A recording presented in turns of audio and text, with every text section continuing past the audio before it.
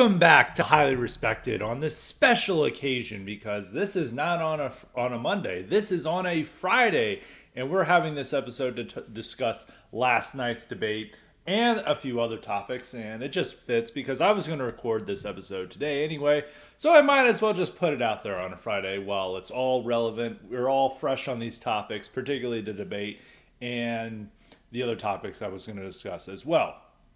So, just to show what we're going to be doing next week. Next week, we're going to be having two IQ supplements to make up for the two highly respecteds we had. This week, we'll have an IQ supplement on Monday, column Tuesday, and mailbag lightly written answers instead of a podcast on Wednesday. Thursday, we're going to have another column or something written. It'll be special, and then that's Independence Day. We are not technically not taking off Independence Day. We're still going to have content on that day. And then Friday, we'll have another IQ supplement. So just want to get that out of the way. Now we're going to get right into the debate. And K-Max asked a debate-related question. That is primarily what we're going to be discussing. Because I don't really want to do an episode on, who made the best point here? Look at this, what Trump said. We'll do brief about that, but the real point to answer today is is Biden going to stay the nominee? And K-Max asked about this. He said, after Joe Biden's debate performance, would the Democrats seriously consider removing him from the ticket? Who would they pick if so? Gavin Newsom, Kamala Harris. It seems slim pickings for Democrats to replace Biden with. Trump is in the driver's seat now. Yes, they do have slim pickings, and also Biden is the nominee. They can't get rid of him unless he chooses to step down on his own accord. And pretty much the last thing that Joe Biden and Dr. Jill want to do is step down. So they are stuck with him. And, just to go over a little bit of the debate performance, it was terrible. This is not news to anyone. Pretty much anyone who could tell you this, and every mainstream media outlet is saying this. New York Times, Washington Post, Politico, CNN. The CNN panel after the debate was full on depression, blackpilling mode about how bad Biden is. They even had a former communications aide with the White House. I think she was Kate Bedingfield or whatever her name is. She was, I think she was communications director. She was pretty high up in the Biden administration, and she was discussing how this is a terrible performance. Maybe they need to consider someone else. Van Jones was being Van Jones and talking about how they need somebody else. And so they were all, every Democrat on there was, on that. And they're all like, I'm getting so many text messages from Democratic operatives and strategists, and they're saying this. They're full-on panic, absolute panic. And then you went into MSNBC, and they even had a tough time spinning this. But the difference between MSNBC and CNN, and for a lot of news outlets, they were all saying he did terrible. Nobody said he did great except for the Biden campaign. Everyone thought it was horrible. The points of him just saying we beat Medicare, that whole statement, he couldn't get his words out. He's like, he pauses for a long time, and then he's like, we beat Medicare. And then it's like, wait a minute. That's not what you're supposed to say. And Trump took advantage of that. And then there was this rambling response on what to do about immigration. And Trump's like, I don't know what he just said. And honestly, he doesn't even know what he said. And there was the rambling about rape at some point when he was talking about abortion. He was trying to tie it to immigration. He's like, raping immigrants or whatever. And then there's some point where he's like, there's 3 soldiers killed under his watch for terrorism. And they're like, what is he referring to? There was just, at some points in time, you could see where he had been well rehearsed and it had struck in his mind, and he went, not really great, but it was not horrible. But most of the time he was just there stammering through. And the worst parts, if you look at the optics, is when Trump was talking or when he's getting asked a question and his mouth was agape, eyes wide. It looked like he was in his death, faces of death. That's what it looked like. It looked like this guy is on his deathbed, and it's like, you only have 5 months to live. And it's like all his facial expressions were that. This was, and that's what people are just going to know from this debate. If you're just a normie tuning in, you're not really that aware of what Biden's about because you're not following all this news coverage.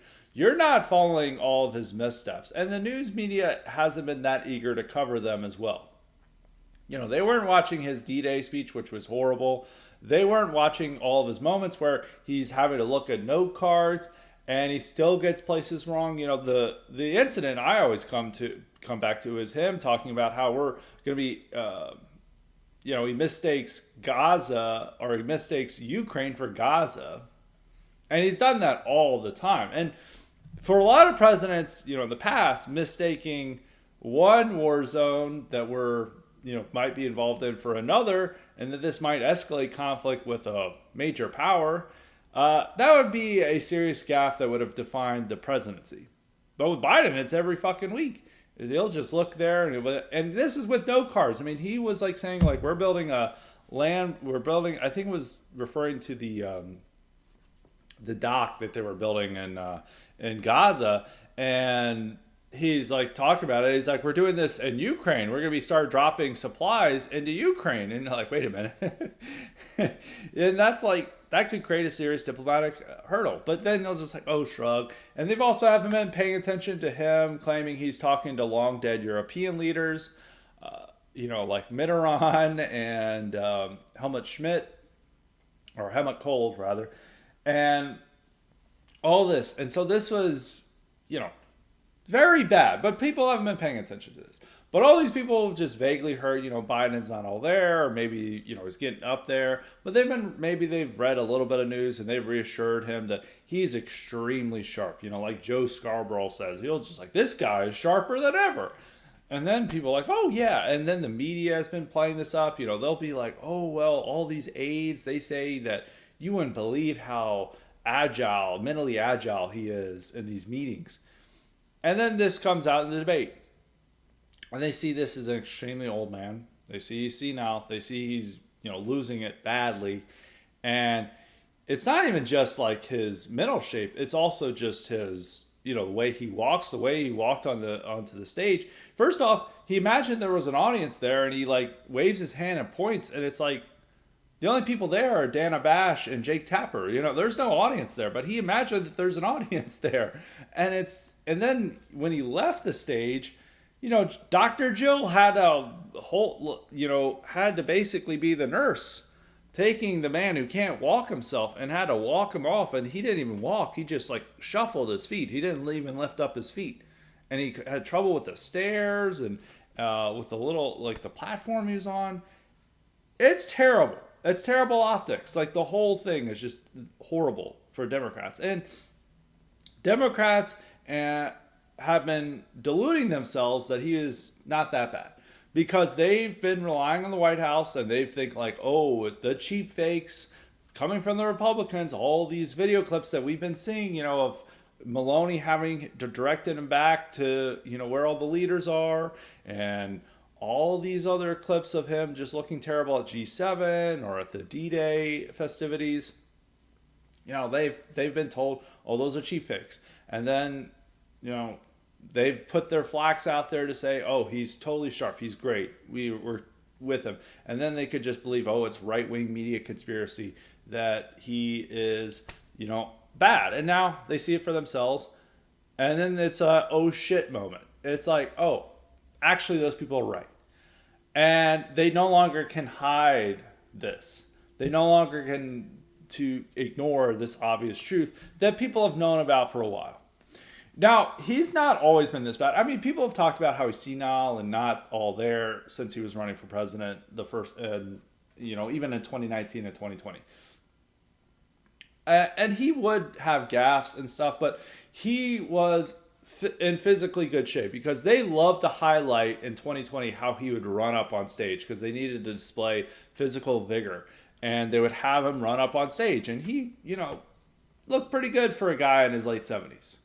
The way he moved and shook hands and he interacted, most men in their late 70s wish they could have that physical figure. Now, his mind had problems. But if he was given a speech, given had the teleprompter, he'd do a fine job. I wouldn't say great job, but he'd do it okay. He would do, a job. He wouldn't be raspy. He would give the speech points. He could memorize this stuff. And if he was put out in debates, because people always thought he would do terrible in the debates, he did okay in the debates. There was very low expectations, and he exceeded them. And the main problem is they couldn't get him to campaign that much, because he was having issues on the trail in the primary, but thanks to COVID, he didn't have to go out and campaign that much. But even the interviews he did with the media, he would have these softball interviews with MSNBC and I think CNN, definitely with MSNBC, and he could do an okay job with that. He can't even do those interviews anymore. Like, he's just not there. He doesn't know what's going on. And his facial expression when he's listening to a question or listening to something, it's just terrible. It is the worst, and this is our leader, whether we like it or not. This is our representative. This is our avatar on the world stage. And it's a senile old man who needs his wife to help him walk and need to guide him off the debate stage. So with all that in mind, you're like, okay, there's nearly 2 months away till the Democratic National Convention.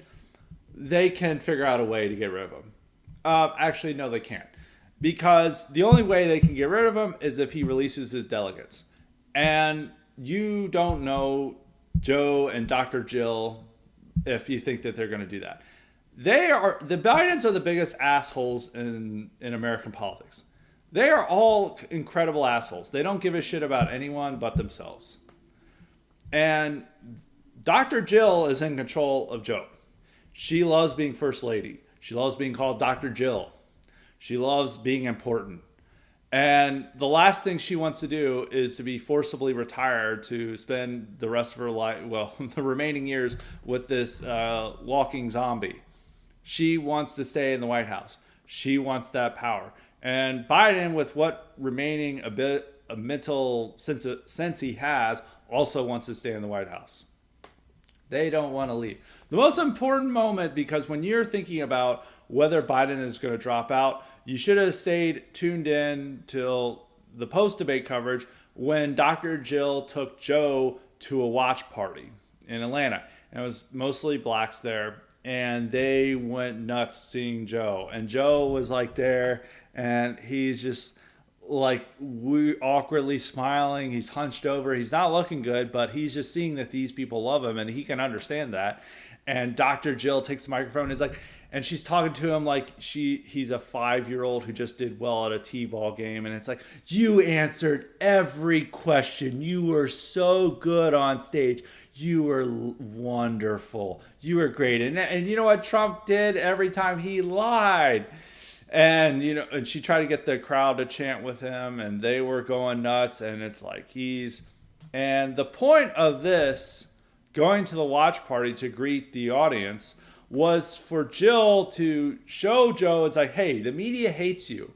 They've always hated you. They tried to destroy you back in the 80s when you first ran for president. They tried to destroy you when you ran for president in 2008. They were always critical of you when you were vice president. And they're not enthusiastic about you when you ran in the 2020 primary. They preferred every other Democrat. They love to talk about Kamala. They love to talk about Elizabeth Warren.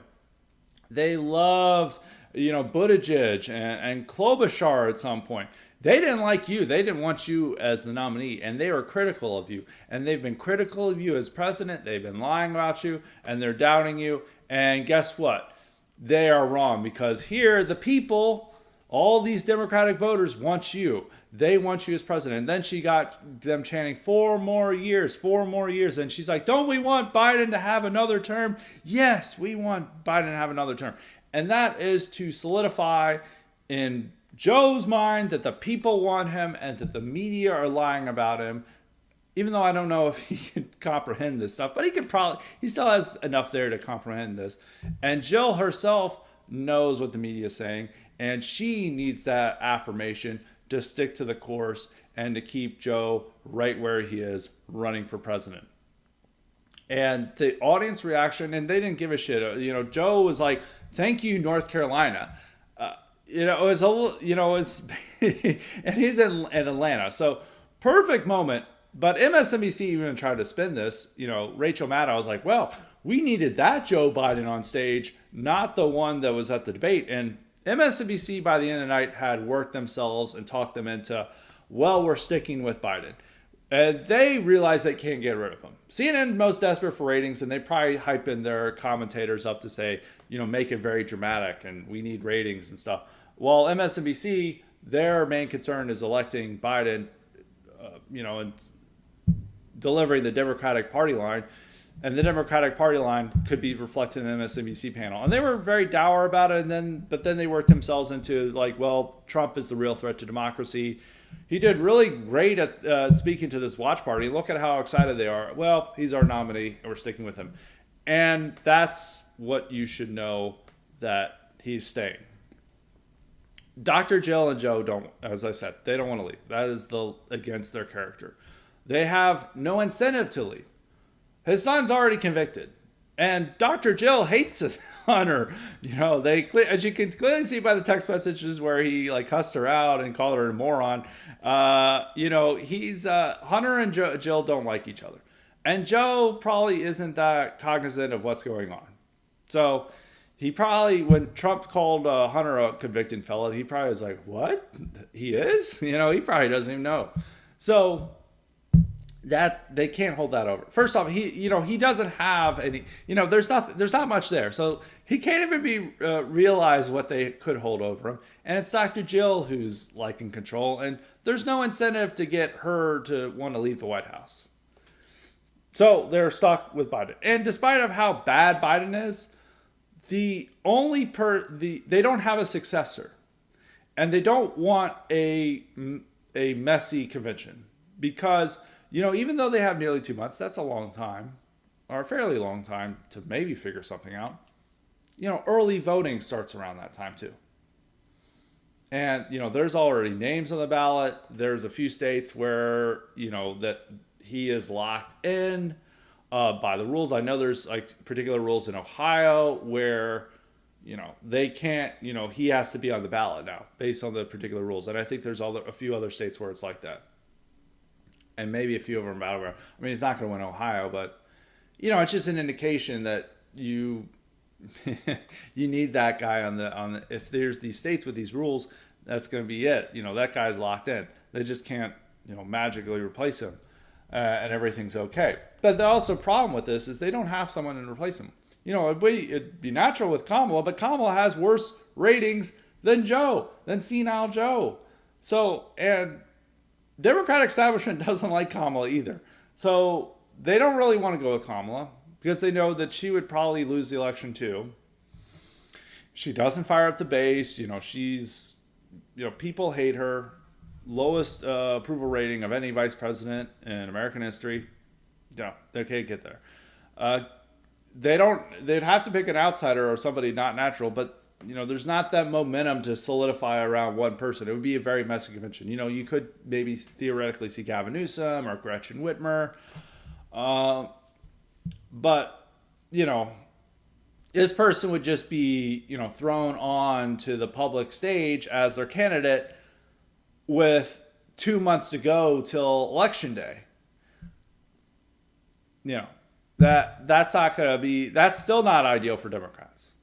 They are stuck with Biden because humans are not fully rational. There's a lot of irrational choices here done.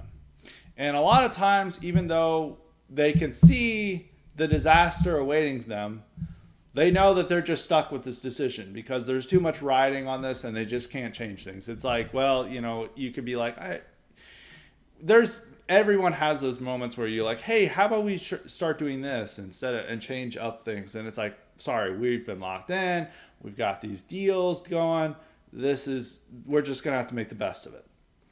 And that's always human reaction. I mean, you can even look at this and how America got stuck in Vietnam. And you could almost compare the debate to the Tet Offensive, where America's like, oh shit, this isn't working. But then they're like, well, we can't just leave now. We've got to, achieve an honorable peace. And, we stayed in there for nearly 5 years after the Tet Offensive. People are stuck there. A lot of human decisions are like this. Even though there could be possible disaster afoot, they're like, we already made our decision, we're committed to it, and we're going with it. And here with the Democrats, they don't have a way to convince the Bidens to leave. And so they're stuck with them. And the most they can do is, well, we'll just make the best of what we have. And making the best of what they have is they're probably going to cancel the second debate. That would be the worst idea to put Biden on a debate stage again. And even though with all the preparation, the most they could have is just, he had a cold. It's in the middle of a heat wave. How do you have a cold? I mean, yes, people get colds during the summer, but, it's, just go outside and you'll be fine. But maybe they can't send him outside. I don't know. Yeah, he's always coughing when he's hyped up on his Adderall or Vyvanse or whatever they're injecting him with. But no, it's like they're human decisions. They're just with him. They just have to make the best of it. And I always bring up the point about Joe and Jill, the dogs. They wouldn't get rid of the dogs, but even the more stories that come out about their dogs biting people, Joe Biden and Jill would watch as the dogs bite people, and they would just not give a shit. I mean, I had somebody commented who's like, well, they eventually got rid of the dogs, but the dogs are far less important to them than the White House. And they only really got rid of them because it was becoming too much of a public embarrassment. And once again, the dogs are less important to them than the White House. And so they could get rid of that. But the White House is the most important thing in their lives. And no amount of public embarrassment, no amount of shame, no amount of Democratic lawmakers getting together to go out there and be like, hey, you got to drop out. That meeting is not going to go well. So Dr. Jill's going to be there, and she's going to lay into those guys, and Joe is going to side with his wife, not, Chuck Schumer or whoever they bring up to tell him, like, hey, it's time to go. He's not going to leave. And they're just stuck with him. There's the only thing that they could hope for, and this is still within the realm of possibilities, if he has a stroke between now and late August. And, when you're that old, stuff like that can happen. And he's in really bad shape. And, he's got it's a stressful job being a president. So, with all the added work and tension, and most young guys that age are just chilling out and, well, I don't even know if he can play golf. They did have the funny debate over who's the better golfer. I don't think Biden can, swing a club anymore. Even though he claimed that, like, you got to carry your own bags. I don't think Biden can carry his own bags. He can barely walk. And he's telling that to Trump. Yeah. He would just be hanging out at home and, I don't know, doing something, hanging out at the beach or something. But now he's in the White House. And when you're under that stress and work effort and there's things depending on you, you could easily, have a stroke. So that's like the only thing that the Democrats could see. But even if that happens, they then have to figure out who they replace him with. And that's another problem. That opens up another can of worms that they really, probably don't consider, and is still going to be a problem for them.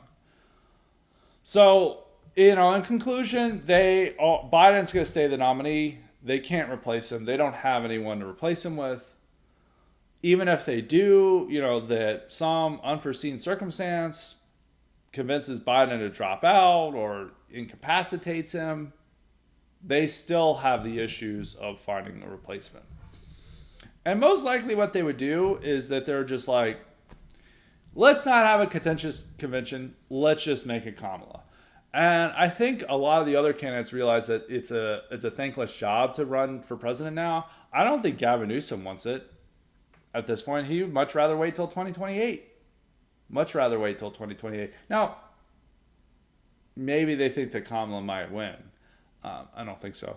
But, they might not even be, they'd have to build up all the support and find delegates and, find fundraisers to support an effort at the convention and other things, and nobody has like those mechanisms in place, those machines in place. It would just be Kamala inheriting that the Biden machine, and so it whoever be the Biden campaign just like pick someone, and they would just be we'll just go with Kamala, and I think Trump would still be in the driver's seat and win this election. So I mean the white pill here is that Trump's going to win. I'm confident of this. I think that everything that's going to happen between now and November 5th is going to be against Trump, against Biden's favor. Biden's only going to get worse from here. You don't really improve from this. It's not like a sickness that like eventually get over.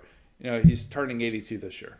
It only gets worse from here. It's not going to get better. They're not going to subtly, give him 10 years of youth or something. He's done. But this is still their best opportunity. They're just going to have to grin and bear it, and that's what's going to be the situation in the presidential election. So I wanted to get my debate thoughts out there, and main conclusion: they're still stuck with Biden. They can't get rid of him. It's it's a messy situation that they have there. You could, but I don't like World War II analogies, but I'll think about a World War II analogy with the leader. I'll make this. It's similar to the Germans in 1944 trying to assassinate Hitler to get rid of him and saying like, oh, maybe we can get a peace deal, maybe we can get something better. Once again, I'm not saying Biden is Hitler. I'm not going that boomer tier, but I'm just saying that this is like you're locked in with a leader. The thing is that there was no hope that they could have gotten a different leader and then somehow made a peace. They were locked in. It already was there, and the most they could hope for was these Germans, even though they knew they were going to lose, is just like, well, I guess we'll just have to stick with the leadership we have, and maybe we'll win, which obviously at that point in July 1944, they were not. So there you could see, media always makes World War II analogies, but I always think they're too much, but I think it's a rather funny one to say and compare with the Biden campaign, the Democrats. Once again, I'm not going full Dinesh D'Souza here, say the Democrats are the real Nazis. I'm just trying to find an example of where they're just stuck with a situation that they know they're going to lose in, and and they wake up at some point, D-Day, with D-Day, the Allies are now in France, and they're like, oh shit, we're really fucked here. And then they try to, replace their leadership, and first off, there was little chance of them actually succeeding in that, and then it failed, and there was a backlash against them among the faithful. So you could even compare it to that. But yeah. Needless to say, as I keep repeating, they are stuck with Biden. So that's the question from K-Max. I got one thing that's not a question, and that's also a overview of the primary elections that happened this week, both from the Democrats and Republicans. Jamal Bowman lost after AIPAC spent nearly $15 million to unseat him, which is an insane amount of money for a congressional race. Congressional races generally don't have more than $10 million for the races. It's usually in the under $5 million when these people are raising money, but then they raised $15 million for him. I mean, they're getting more expensive. There was the primary race in Maryland with David Trump, or no, that was a Senate race. They still spend a lot of money because the guy who lost spent over $60 million. In any case, $15 million by an outside group is insane with Bowman, and Bowman lost in that race. And he was seen as a squad member. When he won in 2020, it's like showing, the AOC wing is going to be taking power. You could even see him as a part of the American Chavez what could be American Chavism, because this is a guy who combined Bernie Sanders economics with anti-white racism. He's a very anti-white politician. And he's very stupid too. He was legitimately jacked. I have a friend who will always remark about how people suck, or these people suck, and they're like, well, he's legit jacked. But Jamal Bowman is legit jacked. He lifted 4 plates on bench press 3 times, and I was like, man, that is really impressive. And he's in his 40s. That was real. That's some of the most impressive stuff you've seen with politicians. But there's too many conservatives. If you like can lift that much weight, they're like, "Oh, this guy must be good." It was like when um, a clip of RFK was working out, and all these guys like, "This is the candidate we need." I immediately support RFK, and it's like, look, and RFK is clearly doing steroids. I don't think Jamal Bowman's doing steroids because he's like, he's not really that, he's like pudgy now, but he's still very strong. But RFK is just like doing steroids, and it's like, he's almost 70. I think he is 70 now, and yeah, but all these conservatives were soy jacking over, and I'm like, respect to them being able to lift that much, but we need better standards for what we want as our leaders. Like Trump probably can't lift that much. Trump doesn't like working out, but I still prefer Trump. So I always, all those people were like, "Oh, he lifts heavy and stuff." That if you take that as a standard, then you should have loved Paul Ryan because guess what? He was pretty. He was for a 40-something politician. He was pretty jacked. So, any case. Outside of that, there's the Jamal Bowman race, and then Lauren Boebert, highly respected, favorite congresswoman, won her primary. She really took the voters to a Beetlejuice musical and really, gave them an over the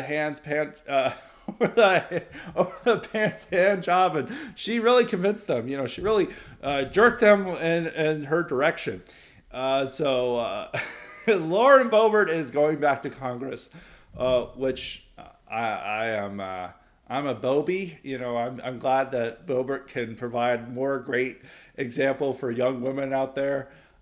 That's a very heavily Republican district. She's likely going to win. It's gonna be pretty good for Republicans. They're not expected to get wiped out in these House races. She'll still win her seat. So it's more Republican than her last district. So so there you have Bowman losing, and then you have Boebert winning, and this indicates directions that the parties could go in the future. Bowman, I think the most obvious is like what's happening on Israel front with Democrats. Because with the Democrats, their base and their activists, the people who are working as their staffers, are very anti-Israel. And even their intellectuals are moving in that direction of being very anti-Israel. And they can't really whip up support within both elite circles of like younger elite circles. I mean, the older people with the donors and stuff, obviously very still pro-Israel. But among the younger people, the activists, organizers, staffers, and even a lot of their rising intellectuals, very anti-Israel. So there's that. But there's something going different among the politicians because Bowman lost his race, and also they've been a lot of these primaries have pitted critical pro-Palestinian, we'll say pro-Palestinian primary challengers against incumbents are for open seats, and they've pretty much all lost.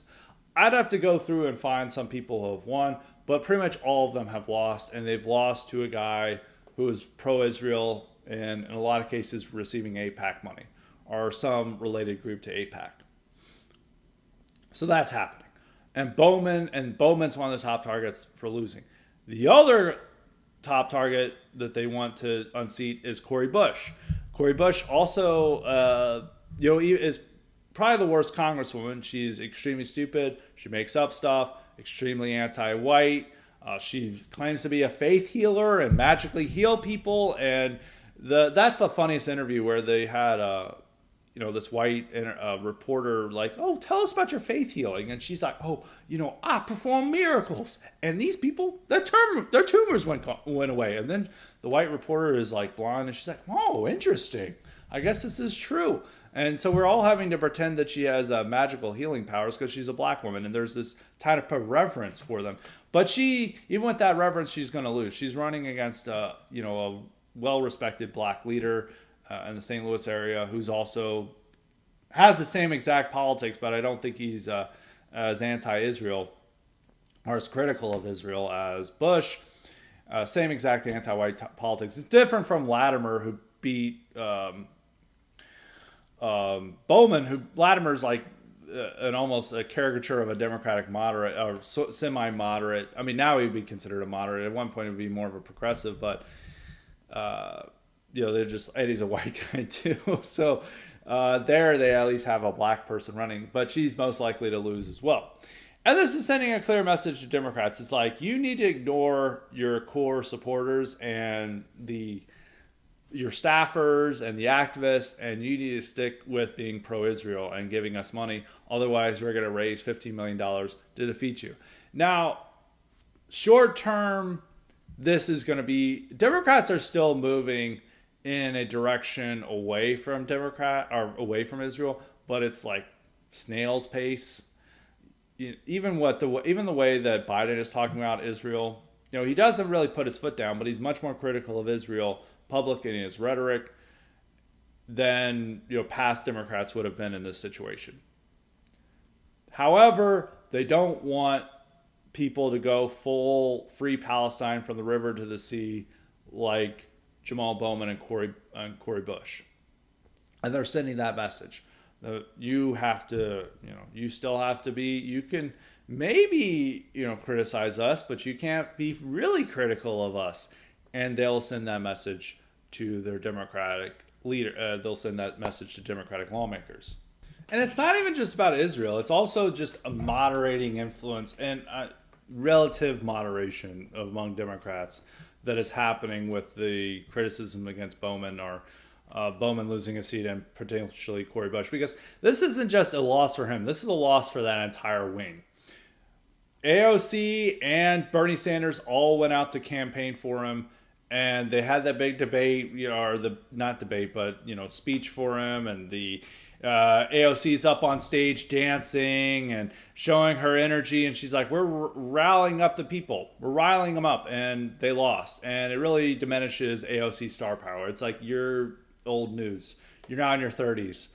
I think she's 30. I think she's turning 35 this year. So, you're a 35-year-old woman dancing up on stage. You're no longer a young woman. You're now middle-aged, AOC. Sorry. Her star power is gone. She's not really, she doesn't really have type the stature she would have had when she first came to office in 2018. And, people couldn't get enough of her. But now she's, kind of old news. And that wing, it's like showing we can't even win in a district like this. We get crushed in a district that we should have won. And so that's like showing that the Democrats are going to move into, when I say the moderate direction, it's more of a pretend direction. It's similar to what the article I wrote earlier this week about the fake patriotism or the libtard patriotism. And they want to pretend like they care about the border, that they care about crime, and that they like this country. And so they just need to play pretend that they're moderate and reasonable. Now, their policies are still going to lead to open borders. Their policies are going to still lead to higher crime. But they need to act like they actually care about these issues, and they're not on the criminal side. And they're not fully open borders. They need to have the pretense of looking moderate. And people like Bowman, Bush, AOC don't have that pretense. They also aren't that keen on the, actually, I'm going to change that, because Biden has moved much more left-wing economically in who he's appointing, and some of these people are trying to have these really harsh regulations in his administration. Lena Khan and people like that. There's still a lot of ground for left-wing economics to still play, a big role in Democratic politics. But a lot of the issues they want to tamp down on. They don't want people openly advocating for reparations anymore. They don't want people talking about defund the police. They don't want people talking about abolish ICE. They'll still appoint some crazy people to office, but they want to appear that they're much more moderate. And this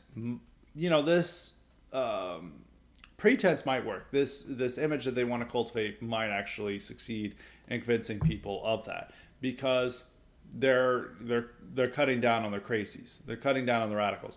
And it's much more to the right's benefit to have people like Bowman and Bush in office than it is to have them out. Because I know a lot of people are celebrating this, and it's like, okay, this guy sucks, But at the same time, he doesn't really have the power to enact anything. It's not like if he was a progressive DA, if he was a DA or even a mayor, I would say that's a good thing because they actually make things really bad. But he's a congressman, a backbencher. He's not going to be able to do anything. And it's better that we have these figures to say this is the future of the left. They're radically anti-white. They're radically, they want to take your property and redistribute it. We need people to point to like Bowman and Bush in order to get people to support more radical right agenda. Because there needs to be that fear that this is what truly the Democrats are about rather than Latimer or John Fetterman or these other apparent moderates. You can't fear monger about Chuck Schumer that much. People don't like him, but at the end it's like, well, he's not going to steal my property and hand it over or something. And, he at least tries to pretend to look reasonable. But you can have that fear around Bowman and Bush and other squad members. But with them gone and them losing, then the Democrats can be like, oh, look at how moderate we are. And then look at how extreme the MAGA Republicans are. And then they can cultivate that image that they want, and then they can win elections. Or at least that's how they hope. So that's what's happening to the Democrats. That the Democrats are trying, and the Democrats are moving in the direction of trying to solidify this college-educated vote. And by getting rid of idiots like Bowman and Bush and putting in reasonable people, they're able to solidify that reputation among middle class people that they're the adults in the room, which is how Biden was able to achieve victory in 2020 by appealing to the idiotic notion. Clearly, he hasn't been an adult in the room, but it's more about appearances than actuality. Now, on the Republican side with Boebert winning, you're sending the opposite message. Because Boebert, it's not even that they, the difference between Boebert and, Bowman and Bush. Bowman and Bush have, actual policies they're about. They're morons, but they have actual policies. There are no real policies with Boebert and the Insane Clown Party. It's just a complete vibe. It's just we're up there being morons. It's the carnival is the point. There's just a vibe. That's always something I want to say about the Insane Clown Party. There are no real policies attached to it. They can adopt any policy they want. It's just about fitting in with the carnival. And Lauren Boebert is a full-on member of the carnival. And the fact with all her personal scandals she keeps having that, she's a walking Jerry Springer episode. And she still won. She won by a lot. She won by almost 30 points in this primary. It wasn't close. I mean, she did get Trump's endorsement, which that is what it is. But, she won. And this is with, the Beetlejuice episode. This is with, her son being arrested for, felony crimes. This is also the son who she was touting as a proud father, which she's not. She's taking care of the kid in typical Jerry Springer fashion.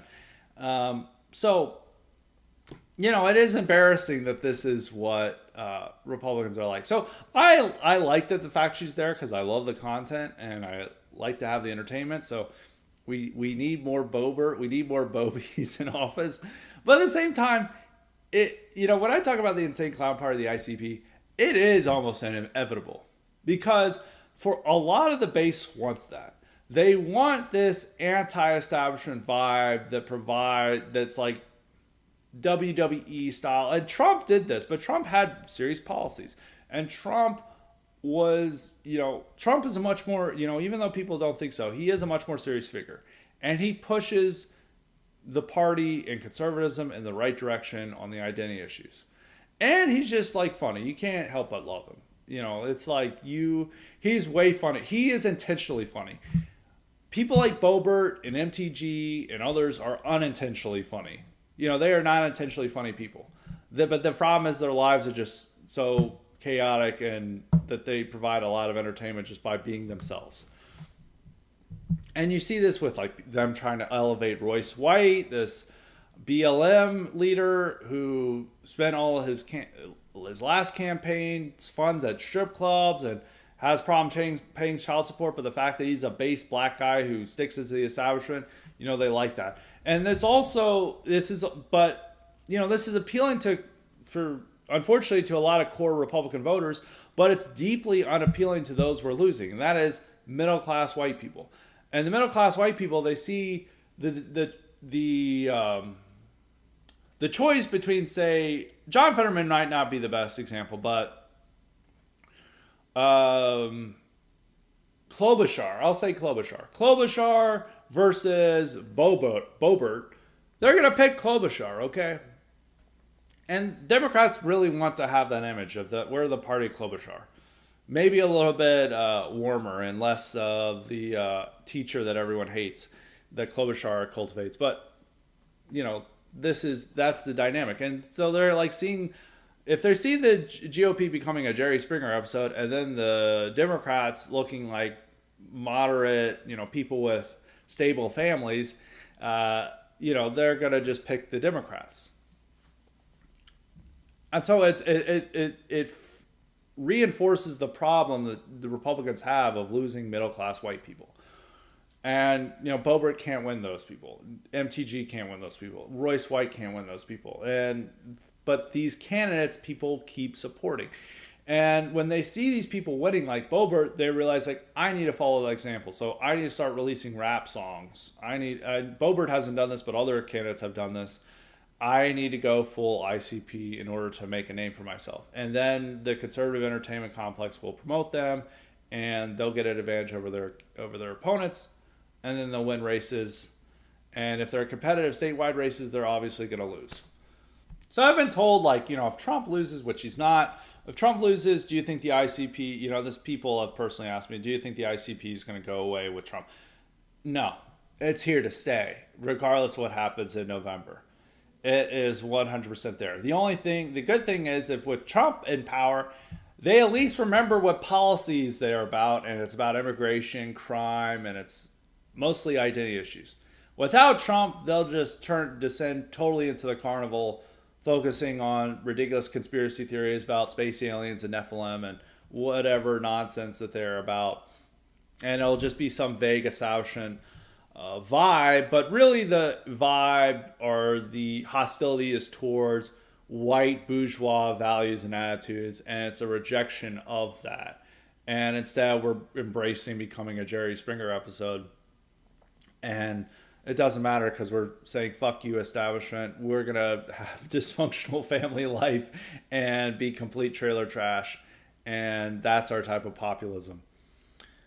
So I am worried about that. There's still a way to develop this into something more serious than Boebert. But the fact is that Boebert winning indicates that a lot of the base wants the insane clown party, regardless of what we want and tell them. They just don't care. And so that's something that it's going to be a trend that's going to continue on for the next decade at least. So that is it for those topics. We're going to go back to the Cognitive Elite questions, the other Cognitive Elite questions we have. As a reminder, you too can have the power to ask me questions or suggest guests and topics if you sign up for the Cognitive Elite option at Highly Respected Substack, and that's at highly-respected.com, and make sure to sign up for the IQ supplements while you're there. As I said, if anyone who got in their questions by Friday morning, I would be obligated to answer them. So we've got a few questions here. So the first question is from Tom. Well, the first question was K-Max at the beginning of this episode, but for this segment, the first question is from Tom. He said, you've used the word lumpen bourgeoisie to refer to whites born in middle-class families who drifted downward. Is this a meaning you've coined, or has an author used it that way? I was curious about it, and the leftist meaning for the word is so dumb. It's used to describe how third world white-collar workers in the colonies had false consciousness because they weren't rabidly anti-white Marxists. I don't think I've coined it. But I prefer it. I don't know who coined it. I started using that to describe Antifa and people like that in 2020 or 2021 and describe them. The term I use, I guess it's like to just go off on the meaning. What I mean this term is it's like, say you come from a middle class family where they're white collar jobs, you grew up in the suburbs, and you've basically just become a drug addict. You're stuck working at Chipotle or Subway. You live with your parents, or they just kicked you out because they're tired of you, not cleaning up your room, and you're just not going anywhere in life. But you came from a suburban school, you had the opportunities to go to college, you chose not to do them. You're not even like really developing yourself. You're just working, dead end service jobs, and you're likely just smoking weed all day. This is like the core constituency which Antifa recruits from. Now, where lumpen proletariat, lumpen bourgeoisie is, some of these guys, maybe it's from more blue collar homes. I would say that they come from relatively okay homes, even if they, there was a stable income at their own. They didn't come from true poverty, but they've just chosen to not go anywhere in life and to just be a part of this permanent service sector worker base that is smoking weed all day and spending all their disposable income on tattoos. And so, yeah, that's what the term I would use it. I don't know if anyone else has used it that way, because lumpen proletariat was used for like below the proletariat, and these were people not working, and it was like used for the criminal element involved with the, and that they were not even capable of working the standard labor jobs, that they were just, kind of parasites on the rest.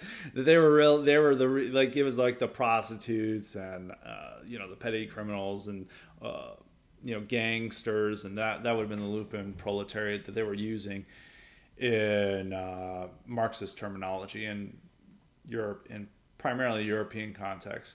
But the lumpen bourgeoisie is just like middle class people, or people raised in stable homes, or homes where they should have gone on to other things that they've just decided to be dead enders and smoke weed all the time and not do anything. And this is the core element for Antifa. They don't have anything to lose. They're angry at society, and they choose to join Antifa or sign up for the far left as the response to that. So that would be my answer to that question. I think we've got, this is from Appalachian. He says, "Hi Scott, I want to ask your opinion on the Great Replacement. I think it's good that more people are starting to realize that immigration is replacing native populations in Western countries, but much of the right can't agree on why it's happening.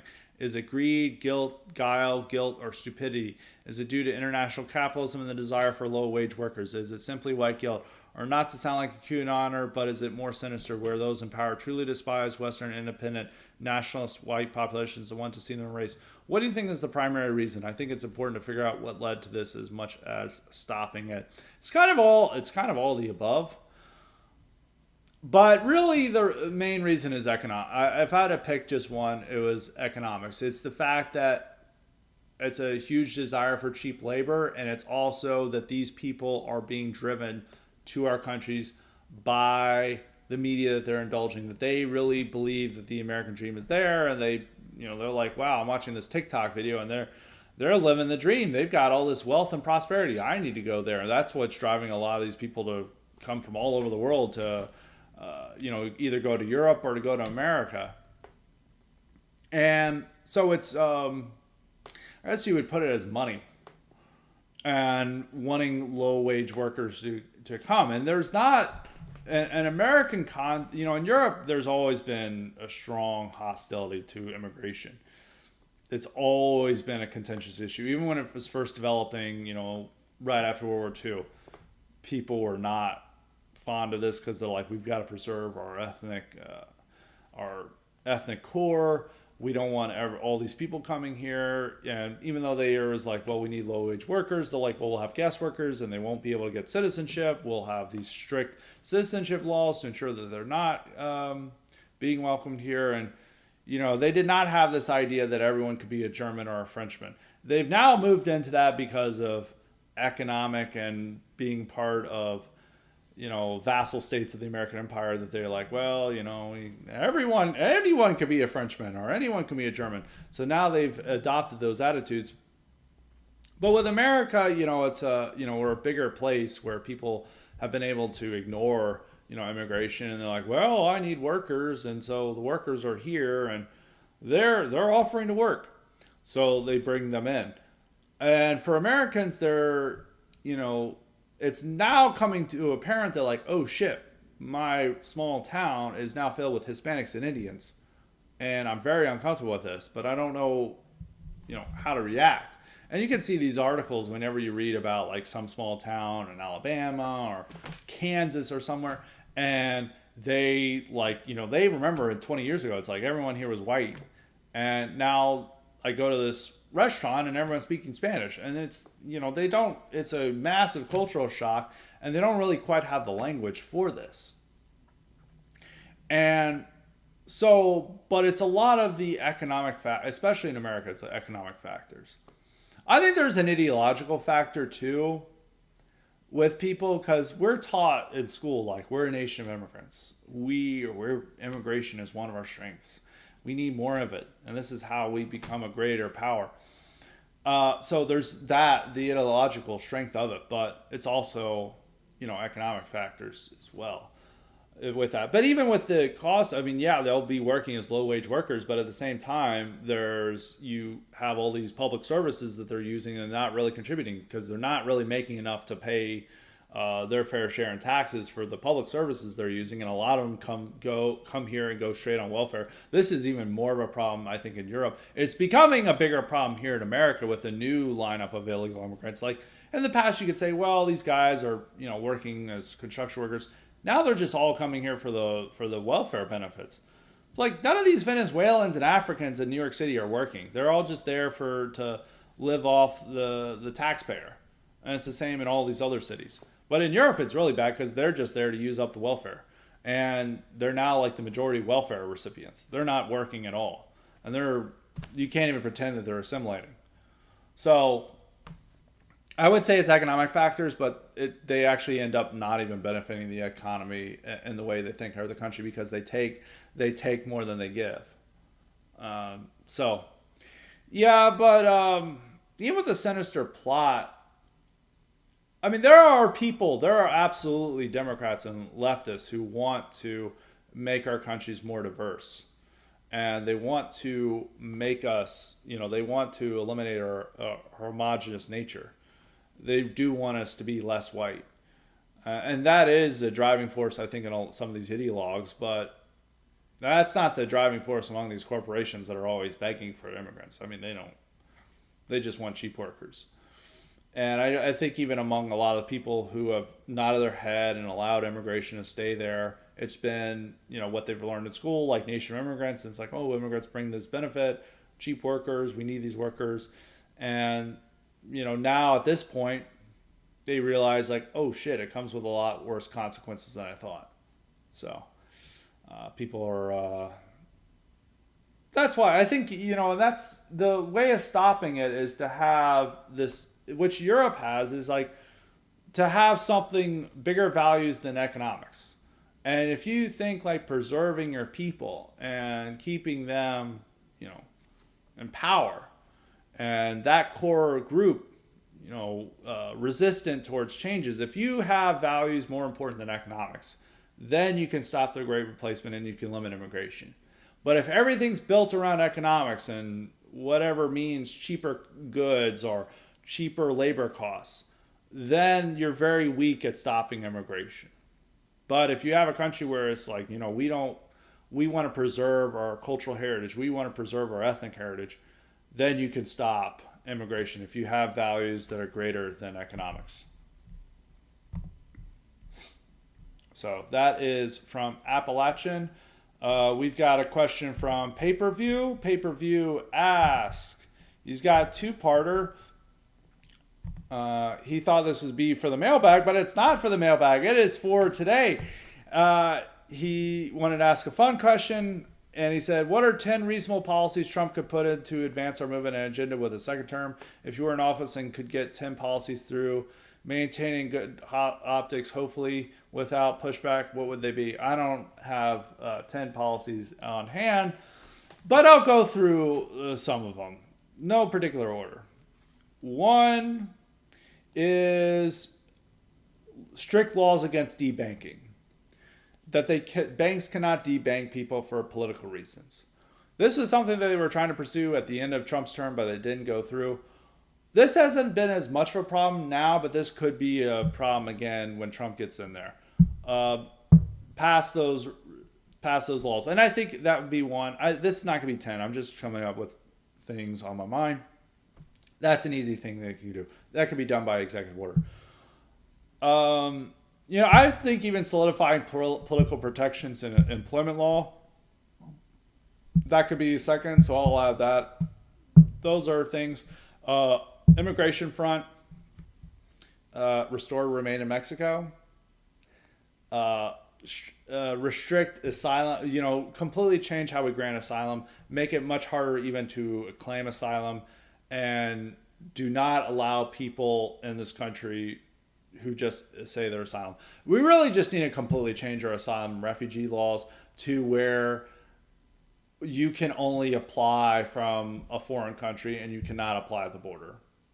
And we immediately send them back because all these people are just like, where are you from? I'm from Guatemala. What are you fleeing from? My home is shit, so I need to stay here. And they're like, okay, we'll hear your asylum case.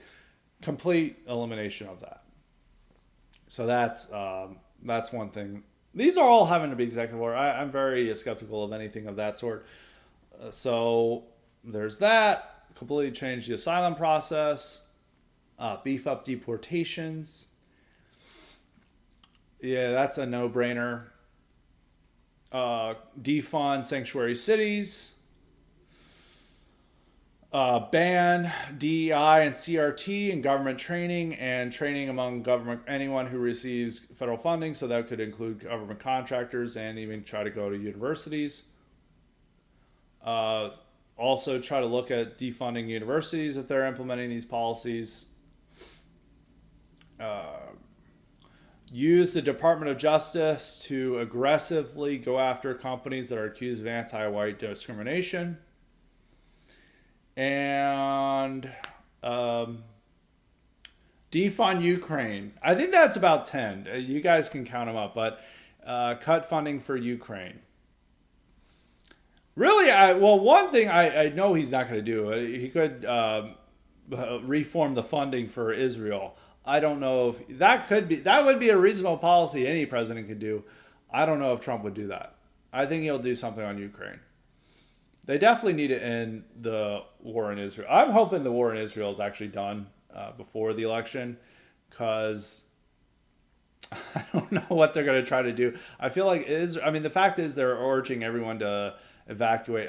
This is a complete separate topic. I know they're urging everyone to evacuate Lebanon, which is not a good indication of what might happen there. It seems like Israel is going to invade Lebanon, which really realistic would be cutting off their funding if they try to escalate their war. But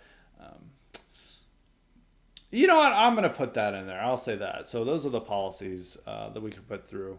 There's a lot of other things, but those are what are on top of my head. And his second question, just last week, you had another viral moment with Taylor Swift and Travis Kelce at one of her concerts. It seems interesting that with all the institutions pushing diversity, DEI, and Afrolatry, blonde white women, Taylor Swift, Sydney Sweeney, Margot Robbie, Anya Taylor-Joy, etc., are still the most beloved and seen as the hottest artists and actresses. However, there's really not a case like that for white men, besides maybe Brad Pitt and Leo. Even then, they're nowhere close to the fame of the women above and are much older. This connects to the dying off of the macho masculine white males in the movies from the 90s, Sly, Arnold, etc. Are both of these disparities due to Hollywood's determined discrimination of white men or due to the decline in human capital? I think it's just more that they've had trouble finding these male leads or popular singers. First off, all music is like now women, besides rappers. And there's not really any white male pop singers. There's a few, but they're very feminine. You can. I think one thing that country music is getting so big is that they do have these masculine white guys. Morgan Wallen. That is an ideal boyfriend for a lot of women.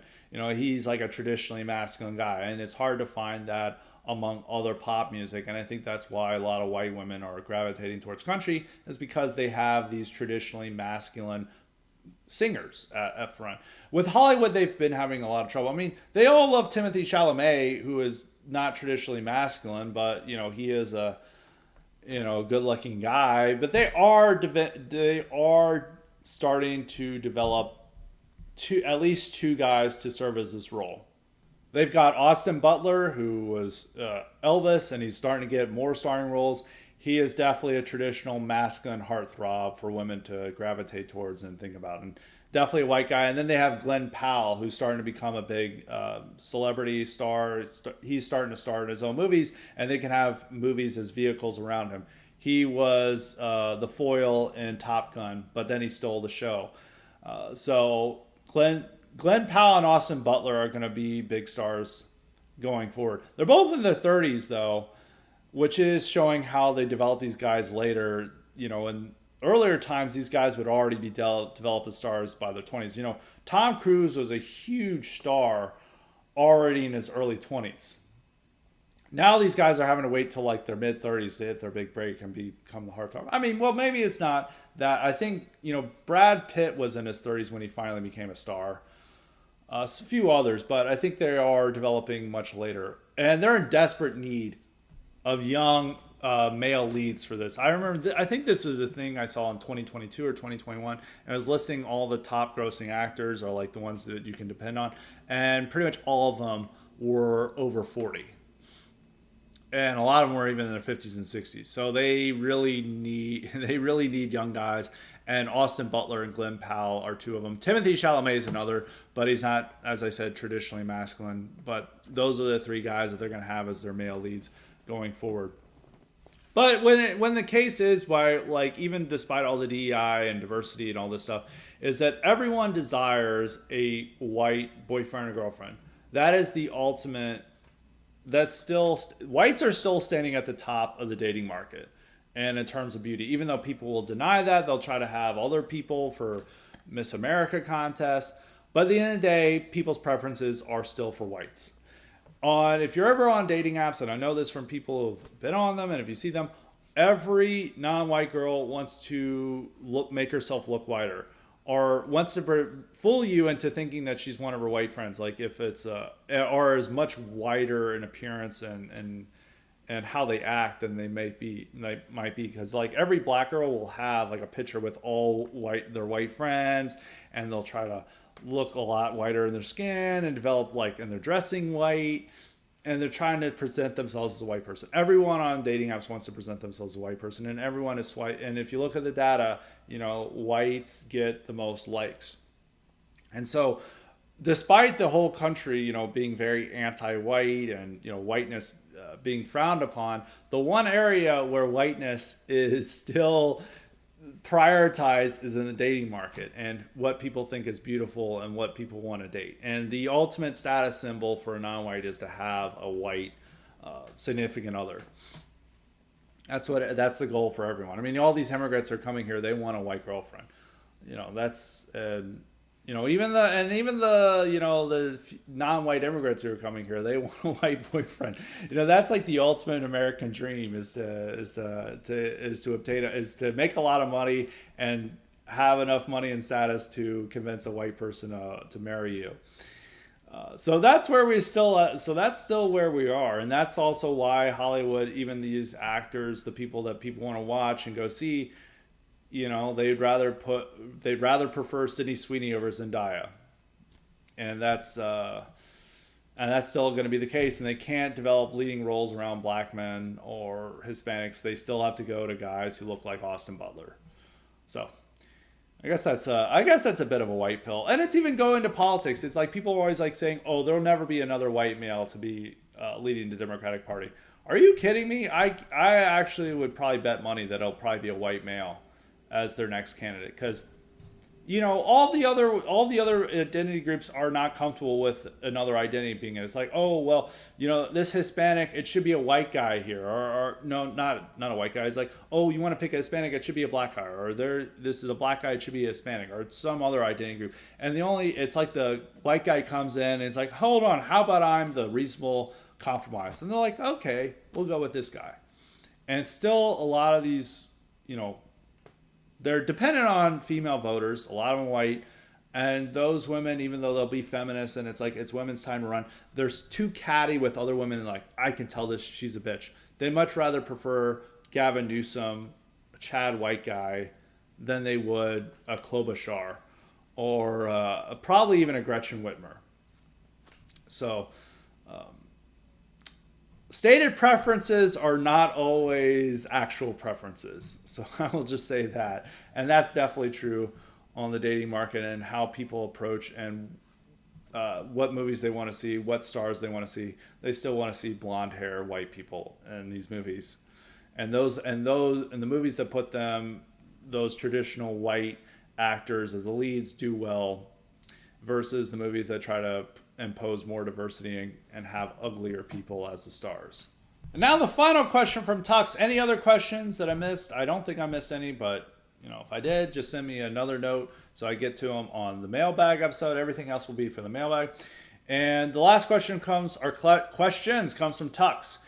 He says, thoughts on Wednesday's Supreme Court Murphy versus Missouri versus Biden decision, which is about censorship, government censorship.